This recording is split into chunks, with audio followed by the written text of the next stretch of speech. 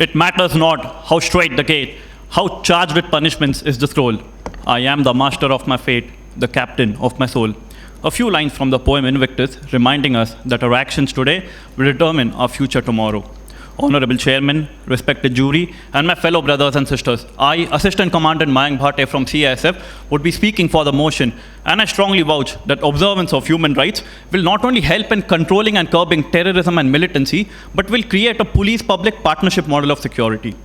The system of killing someone with the intention of self-defense against threat to life is a convenient methodology being used by the security forces as an arbitrary way of working with zero accountability in the garb of national security. Not a single day goes by when in some part of the country or another, an alleged gangster or terrorist is shot down, detained, or mercilessly tortured without any proof that the amount of force used was compelled by the actions of the accused. Honorable Chairman, our actions under the name of national security are neither human nor right when our own people are forced to choose between a terrorist bullet and our pellet. Can we justify this policy of mayhem, as my worthy opponents like to say, collateral damage? Can we write off the loss of human life the same way our banks are writing off defaulted loans? Honorable Chairman, nobody wants to willingly become a terrorist, pick up a weapon, tie a suicide belt, and blow themselves up. What my worthy opponents fail to realize is that the non-observance of human rights by the state and the security forces are one of the chief causes of militancy. Man did not enter into society to have fewer rights than he had before, but to have those rights better secured. History has taught us that vast kingdoms of Chandragupta and Krishnadevaraya were held together for long durations because of their welfare policies, while the regressive policies of Aurangzeb permanently damaged the Mughal Empire. The examples of the American War on Independence, the French Revolution, and our own struggle for independence clearly prove that law and order cannot be maintained only through the fear of punishment. Victor Hugo said that there's nothing more powerful than an idea whose time has come. While the concept of human rights may be a relatively new one to the Western world, the idea of human rights has been a part of India's cultural, moral, and religious traditions that predate and transcend national identities. Sarve bhavanto sukhina in the Upanishads, the live and let live of Jainism and Buddhism, that man is created in the image of God and has a certain dignity in the Bible, and similar examples can be found in every single religion. Even legally speaking, Article 4 of the 4th Geneva Convention, Article 6, 7, and 10 of the ICCPR clearly state that the right to life and right against torture and derogatory treatment are inalienable and non-derogable even in cases of internal armed conflicts.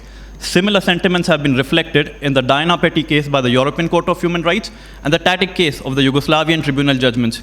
The Honorable Supreme Court, in the judgments of the D.K. Basu petition regarding custodial crime and torture, the PUCL petitions with regards to killing by the Mumbai police, and the do's and don'ts with regards to AFSPA, has made it clear that the fundamental right to life as per Article 21 and right to equality before law as per Article 14 will override any compulsions of the state, even while attempting to preserve the integrity of the Indian Union. Even economically quantifying, as per the latest union budget, our total expenditure on security is 6 times the combined expenditure on health and education. There is no major government factory in the J&K like that of the railways, ordnance, or heavy machinery manufacturing. Similar situation exists in the Northeast. There is not one single special economic zone in the J&K, the northeastern states, Jharkhand, or Chhattisgarh. Even after 73 years of independence, our prison occupancy rate is much more than our school occupancy rate, and my worthy opponents say that human rights cannot be absolute. Honorable Chairman, terrorism has succeeded in destroying democracies when a nation state, under the pretext of national security, arrests without warrant, detains without justification, spies without reason, and kills without conscience. Honorable Chairman, the need of the hour is not more sophisticated weapons, but more sophisticated hospitals. The need of the hour is not to detain children in jails, but to send them back in schools. The need of the hour is better training and equipment to the security forces and creating a people-centric approach to security.